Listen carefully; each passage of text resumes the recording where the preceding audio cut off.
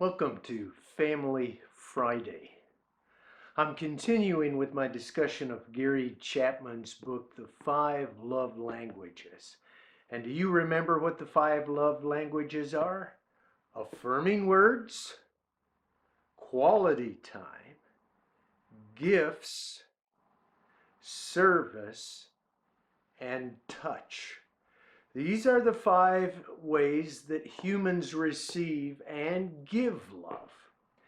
Each one of us tends to have one of those five be the predominant way we want to have love shown to us. And so that means we need to be aware of how we expect to receive love and then pay attention to how our spouse expects to receive love.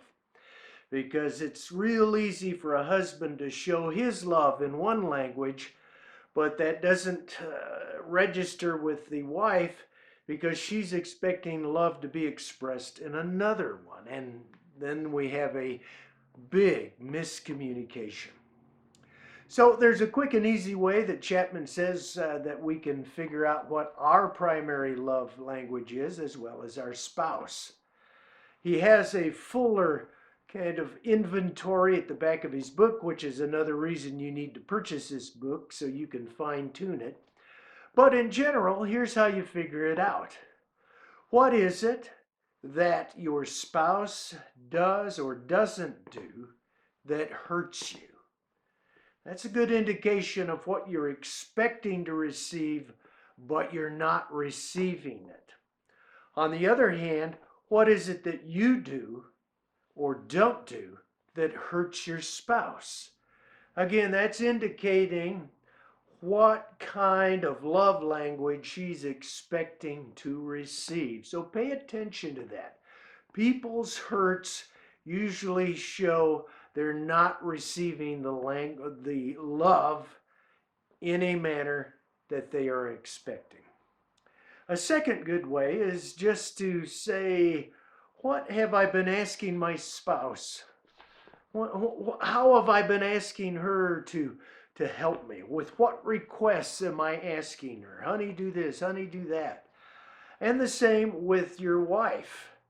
Okay, what has she been asking you? Whatever it is that they ask is a pretty good indication of what it is that they're expecting. For example, my wife, I think, likes quality time because she's always commenting on how busy I am and how much I work and how precious our time together is, which tells me I need to spend good quality time with my missus. Now, Chapman gives us a third way that we can determine what our love language or love expectations, what it is. And that is when you say spontaneously try to show love or express your love to your spouse, what is it? Is it affirming word? Is it quality time? Is it gifts? Is it service? Is it touch?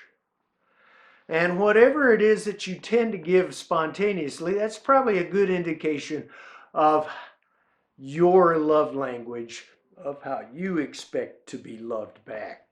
And you'll have to pay attention to your spouse. What is it that they do? Now, obviously, all five of those, you kind of want to make sure you do a bit of all five, but your spouse has one primary expectation, and you make sure you always hit the bullseye there. And the same for you. When you discover what your primary love language is, be explicit to your spouse of what it is. Say, honey, I'd rather not have a gift, but if you would help me fix this shelf, there's a communication of service. Well, I think you get the basic idea. Next time we'll talk about extending a little bit of effort to really show love to your spouse and the difference that it makes. Until next time, God bless.